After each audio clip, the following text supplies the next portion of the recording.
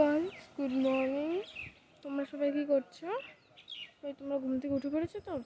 দেখো কি সুন্দর না, সামনেই দিদা বাড়ির সামনেই জল, তারপরে ওইদিকে সব জলে ভর্তি।